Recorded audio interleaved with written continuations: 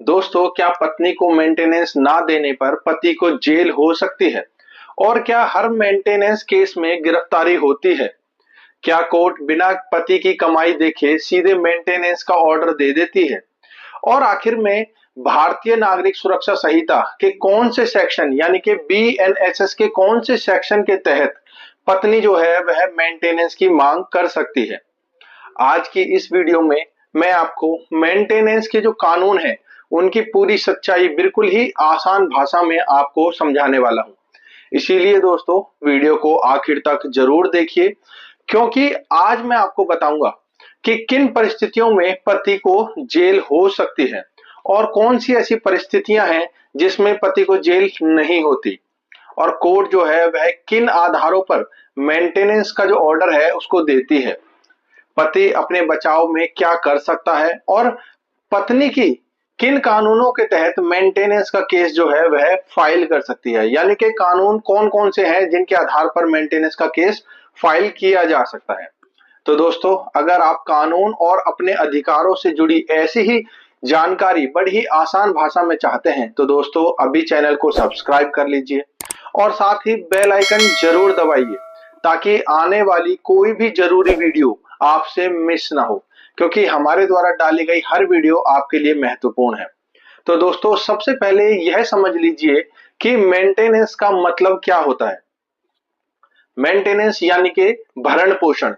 अगर पत्नी खुद अपना खर्चा नहीं चला पा रही है और पति उसे खर्च नहीं दे रहा, तो पत्नी जो है वह कोर्ट में जाकर मेंटेनेंस की मांग कर सकती है। भारत में सबसे ज्यादा मेंटेनेंस के जो केस होते हैं वह बीएनएसएस की धारा 144 के तहत लगाए जाते हैं। पहले जो था यही कानून सीआरपीसी की धारा 125 हुआ करता था, लेकिन अब भारतीय नागरिक सुरक्षा संहिता यानी कि बीएनएसएस लागू होने के बाद यह धारा 144 में बदल चुकी है। इसके अलावा पत्नी हिंदू मैरिज एक्ट के सेक्शन 24 और 25 के तहत भी मेंटेनेंस की मांग कर सकती है। अगर पत्नी पति के बीच में कोई तलाक या फिर कोई मैट्रिमोनियल केस चल रहा हो।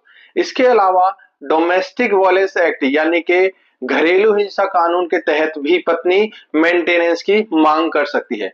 तो ये सारे कानून थे जिनके तहत पत्नी मेंटेनेंस मांग सकती है।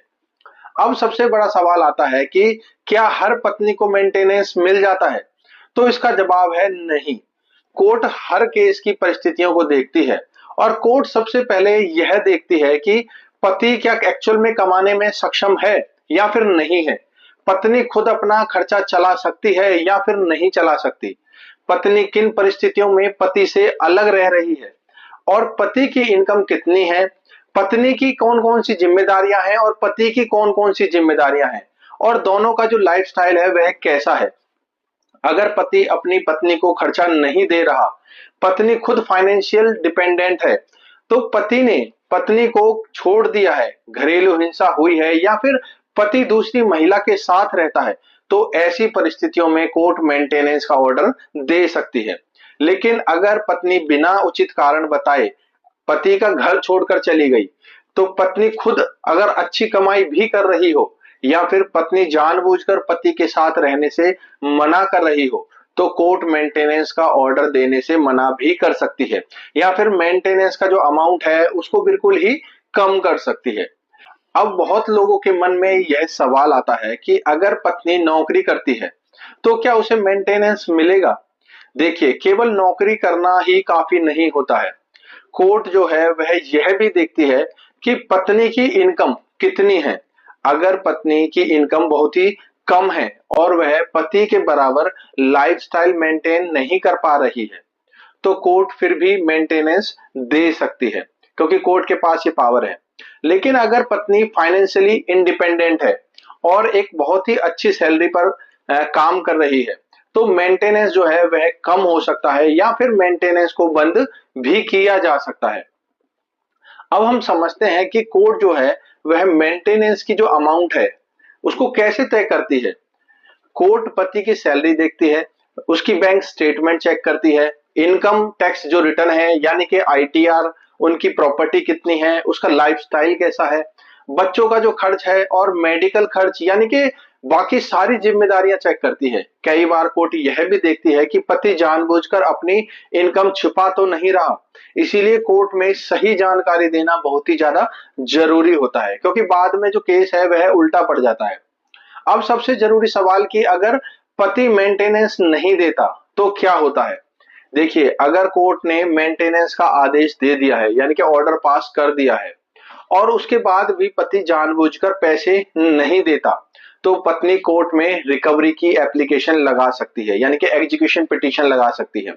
इसके बाद कोर्ट सैलरी अटैच कर सकती है, उनकी जो प्रॉपर्टी है उसको भी अटैच कर सकती है, और कुछ मामलों में पति को जेल भी भेज सकती है, क्योंकि कोर्ट के पास ये पावर है। इसीलिए यहाँ सबसे जरूरी बात समझिए कि हर केस में जेल तो नहीं होती है, लेकिन कोर्ट पहले यह देखती है कि पति के पास सच में क्या पैसे नहीं है, क्या वह जानबूझकर मेंटेनेंस नहीं दे रहा है। अगर पति फाइनेंशियली कैपेबल है और उसके पास इनकम है, फिर भी वह कोर्ट के आदेश का पालन नहीं कर रहा, तो कोर्ट जो है वह सख्त कार्रवाई कर सकती है और जेल भी भेज सकती है। लेकिन अगर पति बेरोजगार है, वह किसी गंभीर बीमारी से ग्रस्त है और वह काफी परेशान है, और उसकी नौकरी भी चली गई, या फिर वह फाइनेंशियल क्राइसिस में है, तो कोर्ट उसकी परिस्थितियों को देखकर राहत भी दे सकती है। ये डिपेंड करता है हर केस के ऊपर। अब सवाल आता है कि पति अपने बचाव में क्या कर सकता है। अगर पति सच में मेंटेनेंस देने में सक्षम नहीं है, तो कोर्ट उसे अपनी सही इनकम प्रूफ देनी चाहिए, यानी कि उसको कोर्ट में सही इनकम प्रूफ दिखानी चाहिए। उसकी जो बैंक स्टेटमेंट है वह बैंक में देनी चाहिए, जो उसके मेडिकल रिकॉर्ड है उसको कोर्ट में लगाना चाहिए, और वह अगर बेरोजगार है तो उसके प्रूफ देने चाहिए। यह बताना चाहिए कि उसकी जो फाइनेंशियल कंडीशन है वह बिल्कुल भी सही नहीं है। लोग सबसे बड़ी गलती लोग यह करते हैं कि कोर्ट में जाते ही नहीं है और फिर एक्स पार्टी ऑर्डर हो जाता है। इसीलिए कोर्ट में उपस्थित रहना बहुत ही ज्यादा जरूरी है। अगर पति की इनकम बाद में कम हो जाए या फिर उसकी नौकरी चली जाए, तो पति कोर्ट में जाकर मेंटेनेंस को कम करवा सकता है, यानी कि वह एक एप्लीकेशन लगाकर इसकी मांग कर सकता है। इसी तरीके से अगर पत्नी की जरूरतें बढ़ जाएं, तो पत्नी मेंटेनेंस की मांग को बढ़ा सकती है, यानी कि वह कोर्ट से कह सकती है कि भाई जो एक्सपेंसेस है वह बहुत ज्यादा है। अब एक और बात जरूर समझिए कि अगर पति दूसरी शादी कर लेता है, तो जो पहली पत्नी का जो मेंटेनेंस है वह खत्म नहीं होता है। कई मामलों में कोर्ट दूसरी शादी को पत्नी के पक्ष में मानती है, और तलाक के बाद भी अगर पत्नी खुद अपना खर्चा नहीं चला पा रही, तो वह मेंटेनेंस की मांग कर सकती है। क्योंकि सुप्रीम कोर्ट कई बार ये कह चुकी है कि मेंटेनेंस कोई दान नहीं है, बल्कि पत्नी का कानूनी अधिकार है। लेकिन साथ ही कोर्ट यह भी कहती है कि पति की जो वास्तविक इनकम है और जो परिस्थितियां हैं उनको भी देखा जाना चाहिए। ऐसा ही नहीं बस खाली मेंटेनेंस को लागू कर दिया जाए। पति की जो एक्चुअल सिचुएशन है उसके आधार पर ही कोर्ट मेंटेनेंस तय करना चाहिए। ये कई बार सुप्रीम कोर्ट ने कहा है। तो दोस्तों, हमारे द्वारा दी गई जानकारी अगर आपको उपयोगी लगी हो और आपके यूजफुल हो, तो दोस्तों जल्दी से चैनल को सब्सक्राइब कर लीजिए, साथ ही बेल आइकन दबाना ना भूलें, और इस वीडियो को ज्यादा से ज्यादा उन लोगों के पास शेयर कीजिए जिनके फैमिली डिस्प्यूट चल रहे हैं। वह आपके दोस्त हो सकते हैं, आपके फ्रेंड्स हो सकते हैं, आपके रिलेटिव हो सकते हैं। जिनको भी इस वीडियो की रिक्वायरमेंट है उनको जल्दी से इस वीडियो को शेयर करें, ताकि उनको भी एक लीगल अवेयरनेस हो सके और उनको अपने अधिकार और पत्नी के क्या अधिकार हैं इन चीजों के बारे में पता चल सके। तो दोस्तों, मिलते हैं अगली वीडियो में किसी और नई महत्वपूर्ण जानकारी के साथ। लेकिन अगर आपका कोई सवाल है जो आप हमसे पूछना चाहते हैं, तो दोस्तों जल्दी से आप हमसे कमेंट में पूछ सकते हैं। मैं पूरी कोशिश करता हूं कि आपके हर कमेंट का मैं आपको जवाब दे सकूं। तो दोस्तों, अगर कोई क्वेश्चन है तो जल्दी से कमेंट करें, चैनल को सब्सक्राइब करें, वीडियो को लाइक और शेयर करना बिल्कुल भी ना भूलें। मिलते हैं अगली वीडियो में किसी और नई कानूनी जानकारी के साथ। तब तक के लिए थैंक यू वेरी मच।